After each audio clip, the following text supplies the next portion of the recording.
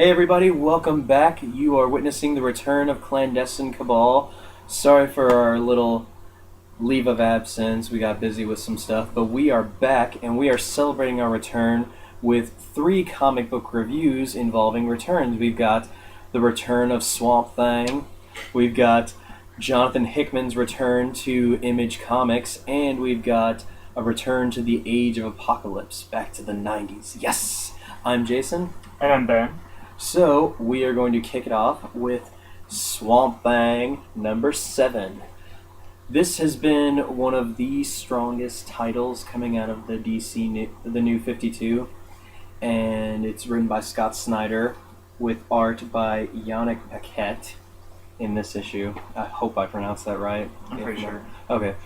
And basically, the series up until now has been following Alec Holland, having been recently resurrected in Brightest Day, and being forced by the Green, which is like the life force of the planet in plant form, also in the form of the Council of Trees. It sounds ridiculous, but it's actually really well written. It's Scott Snyder. Anyway, they've been pushing him to be the new avatar of the Green, to be the protector of all the plant life in the world. The Swamp Thing. The Swamp Thing. And Scott Snyder's writing is just absolutely incredible. If we haven't stressed it enough through our reviews of American Vampire and Batman before, this is just utter brilliance. I mean, you knew that reading the series, you know that Alec Holland would eventually take the role of Swamp Thing, but the way that it's written, it just makes it still seem like a breathtaking experience. You see everything put on the line for Alec Holland and how he has to give up any chance of getting a normal life back so that he can be the protector of the world. And also more hints in this towards the coming crossover with Jeff Lemire's Animal Man, which is going to be in the summer, and it's looking as awesome as ever. So, really, really good book. If you are going to pick up a DC comic book, if you're going to pick up about 5, make sure this is one of them. Cool. Okay. Before I start, I just wanted to explain why we say Swamp Thing really fast. All I'm going to say is listen to Wild Thing and replace it with Swamp Thing, and you're covered. It was a really dumb joke that we've managed to keep going for a long time. It's not it was my joke, so it's not dumb. But anyway, Scott Snyder, like you said, is an awesome writer, and I think I read somewhere that all of the February graphic novel sales, a third of them were Scott Snyder stuff. Well, given that he's writing Batman and Swamp Thing. So it was his Detective Comics run, and I think not Severed because that's not out yet, but just American Vampire and just all that stuff. I think was literally a third of the graphic novel sales for the month of February just from one guy. So if that's if that's not a testament to writing ability, I don't know what is. But to this issue, stress the writing. I also really want to talk about Yannick Paquette's art. Every issue, he gives you a lot to look at and a lot of vibrant colors, which, as you said, this book is about kind of solvent green and just all these really these things that need to be filled with life. And Yannick Paquette really manages to give you a lot of that to look at in every issue. But in this issue, you get so much more, and you get a look at some more look at the Rot, which until now we've only really seen in Animal Man. So it's great. It's great to kind of start establishing this shared world for the crossover that's happening this summer. But again, back to the writing, it's really read it from issue 1, and it's just this sensational build up to this issue where Alec Holland is, I don't really want to give anything away, but something that's really expected, I guess, but just something really great is led up to perfectly and just executed perfectly. So really just give it a shot. And I mean, he does something right after he becomes the Swamp Thing that you honestly can't help but say, damn. Yeah. because So- he's this long. Definitely pick this up. Cool. Want me to go next? Yeah. All right. Go for it. I got Manhattan Project's #1, our first #1 for you tonight, or today, whenever you're seeing this. And it's by Jonathan Hickman, a personal favorite of mine. And the art is by Nick Pitara, who, if you read the Red Wing miniseries, the Image Comics produced, I think, this past summer. Mm-hmm. He did the art for that. It's the same team, Hickman and Pitara. And they're really just made for each other. This is a great #1 issue. It really sets up and explains like what's going on, which is basically, well, we all know about the Manhattan Project in that it was this experiment to help make like the world's first atomic bomb. Well, the premise of this book is that that's all a cover-up, and that what's actually happening is that there are all these like crazier, much more interesting, as they say in the book, experiments going on kind of under the table that they're not ready for like the American public to know about yet. And we're supposed to get a glimpse into like these real life scientists that he's kind of heaving Jonathan Hickman, making into these crazy, just these crazy, like really interesting characters.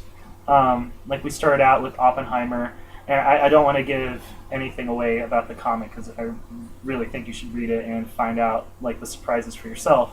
But it's just, there was a big twist that happened that I kind of saw coming, but it was again executed perfectly because Jonathan Hickman's like such a great writer that it didn't matter, and I was just in awe of like how he set it up and everything. And so just really read it, and it's great. And there's a little glimpse of Einstein in there, and I really want to find out. I really want to find out like more about him. And there's Japanese robots, which if that doesn't make you buy this comic, I don't know what will. So I'm gonna let you talk about it now. You pretty much got it all. I wouldn't say I'm disappointed with the book, but I was really surprised because I honestly thought that they were gonna like go into the whole detail about how, oh, these are all the different things that we do here at the Manhattan Projects. But it was really more just focusing on the story of Oppenheimer for the most part, and then the fight with the aforementioned Japanese robots. So it was a really different take from how, it was a really different way that I thought the story was going to go, but I still liked it. Mm-hmm. And the ending is ridiculous. Jay Hickman is putting all of his chips on the table. Jay Hick. The Jay Hick. And I think it's definitely going to pay off. I, for one, being a scientist, being an aspiring scientist, being a guy who likes science, it's slowly devolved there. But don't sell yourself short. But anyway, I found it incredibly interesting and fun to read. The art, it flows very well with the story. And Jonathan Hickman is really, I think he, more than anything else, he's looking to surprise us with this book. Mm-hmm. It's much more character driven than I think we both thought it would be. Yeah.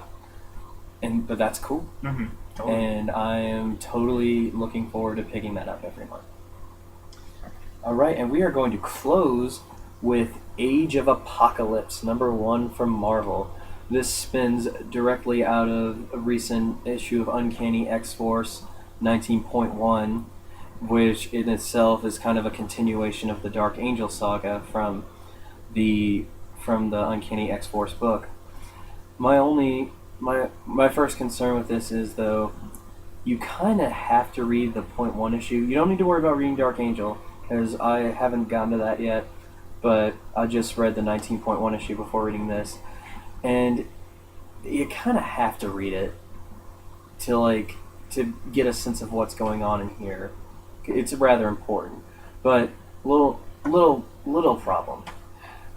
This pretty much depicts a dark world. In case you weren't aware of the original Age of Apocalypse storyline that happened back in the 90s, this is a world that focuses on if Apocalypse had defeated the X-Men and led mutants in a crusade to eradicate all human life on Earth.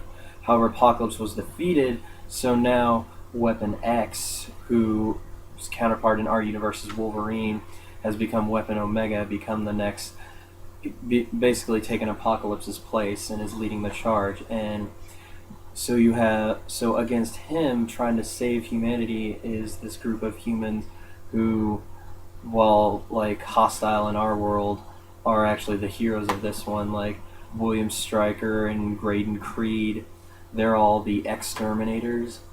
And I gotta say, I really kind of like the characters in this. I really do like the characters that they have made in this book. This issue was a little too. It took a while to get in the direction where it was going. I felt like it just kind of. It took a longer to read than it should have. It's got a great. It's got great setup. It just felt like it just took a while. Mm-hmm. But I mean, the art very much goes with the book, and it looks to be a promising, very dark storyline. Don't get me wrong, this is a very dark book, but it should be pretty enjoyable. Mm-hmm.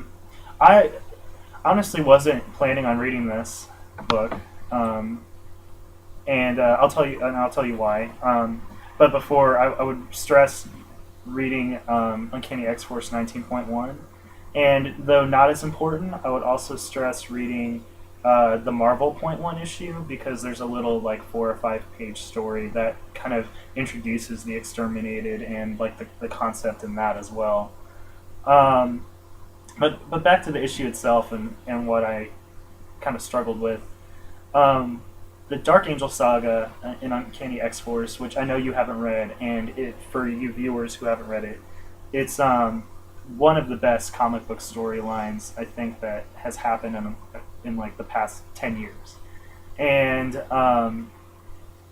this issue, the age of the Apocalypse universe has kind of been is kind of tired, and so I think it had that working against it, and it had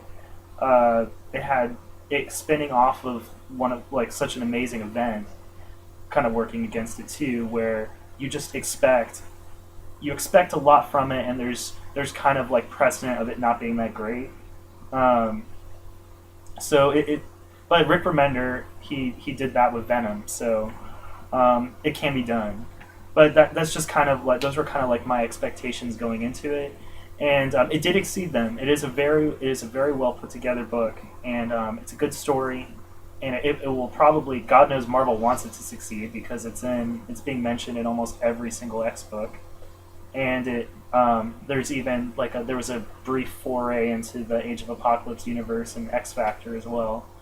So I think it's going to be important, and it will be a good story. I wasn't bored to tears with this issue, but I think you're right that it took a while to really get going, because you literally don't know any of the main players really in this story.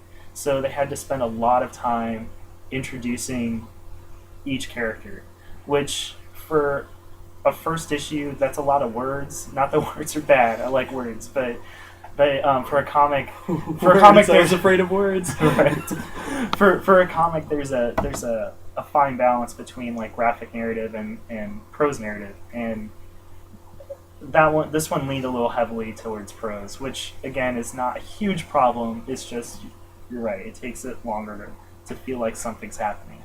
So overall, not a bad issue. I think it's a solid foundation to what could be a promising story. So if you're interested at all, pick it up. It'll, like I said, Marvel is really pushing it, so it might tie into lots of stuff down the road. So it could be really important, and it could be developed into a really nice story. So give it a shot. Alright guys, that is it for us this week. If you like what you see, like our page on Facebook, Clandestine Cabal. Enjoy us on Twitter feed provided by Senor Ben himself. And also, exciting news, we have got our tickets to C2E2, the Chicago Comic and Entertainment Expo, and we will try to be bringing you updates from that on all the panels we plan on going to, and we'll also be giving you regular reviews, give you all a view of a comic convention if you've never been to one before. But that is it. We are almost out of time, so see you guys next week.